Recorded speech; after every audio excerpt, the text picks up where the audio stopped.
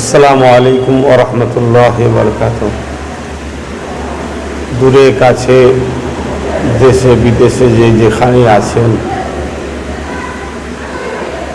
সবাই সুস্থ থাকেন, ভালো থাকেন, খুশিতে থাকেন, এটাই মহান রব্বুল আলামিনের কাছে দোয়া কামনা রাখি। একটা বিশেষ বিষয় আপনারা সবাই অবগত আছেন।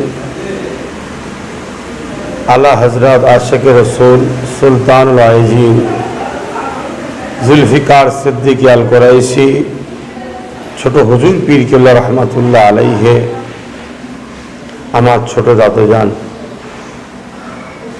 21শে আশ্বিন প্রতি বছর তিনার বাৎসরিক স্মৃতি সভা ইসালে সওয়াব দোয়ার মাহফিল হয়ে থাকে। আলহামদুলিল্লাহ এবছরও 2024 আগামীকাল মঙ্গলবার 21শে আশ্বিন আমার দাদুজান ছোট হুজুর পীর রহমাতুল্লাহ আলাইহের পীর আল্লামা জুলফিকার সিদ্দিকী আল কুরাইশি হুজুর পীর কেবলা রহমাহুল্লাহ সবরে সানি ইসালে সওয়াব দোয়ার মাহফিল। আমার প্রত্যেকটা ভালোবাসার মানুষ ভাই ও আব্বুদেরকে আসার জন্য আহ্বান জানাচ্ছি। আসুন, কেন আল্লাহর ওলিদের ইসালে সওয়াব দোয়ার মাহফিলের দিনে তিনাদের রূহ বড় খুশি থাকে। সারা বছরই ওলিদের দরবারে ফায়দা পাওয়া যায়, তবে এই দিনটা স্পেশাল, আরও বেশি ফায়দা পাওয়া যায়। আরেকটা বিশেষ বার্তা, আমি এই দিনটাকে স্মৃতি হিসাবে রেখে আমি ফুরফুরা শরীফ আহলে সুন্নাত ওয়াল জামাত নামক অরাজনৈতিক ধর্মীয় সংগঠন একটা প্রতিষ্ঠিত করেছি, যেটা 2016 সাল থেকে এই সংগঠনের কর্মসূচি চলে আসছে।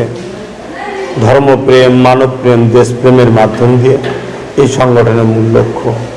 এক কথাই বলতে পারি, আমার নূর নবী দয়ান নবী হাবিবুল্লাহ যেভাবে আমাদেরকে দিন ইসলামের রাস্তা দেখিয়েছে, সেই ইসলামের রাস্তায় এই সংগঠনের মাধ্যম দিয়ে যুব সমাজকে নিয়ে আমি পরিচালনা করে আসি। এবছরে 9ম বাৎসরিক অধিবেশন হবে সকাল 10টা থেকে দুপুর 1টা পর্যন্ত। তাই প্রত্যেকটা সংগঠনের বুথ লেভেল থেকে, গ্রাম কমিটি থেকে, আঞ্চলিক কমিটি থেকে, ব্লক কমিটি থেকে, জেলা কমিটি থেকে, রাজ্য কমিটি থেকে, যেখানে নতুন পুরাতন সব দায়িত্ব ছিলেন সবাইকে আসার জন্য আমি আহ্বান জানাচ্ছি।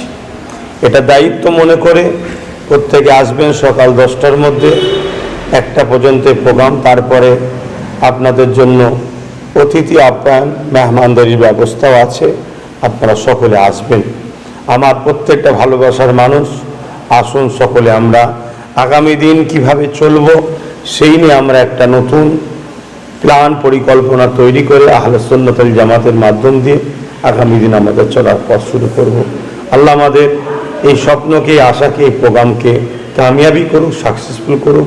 আরও একবার দূরে কাছে যেখানে আছেন সবার সুস্থতা কামনা করি। আল্লাহ সবার জান মাল ইমানের হেফাজত করেন।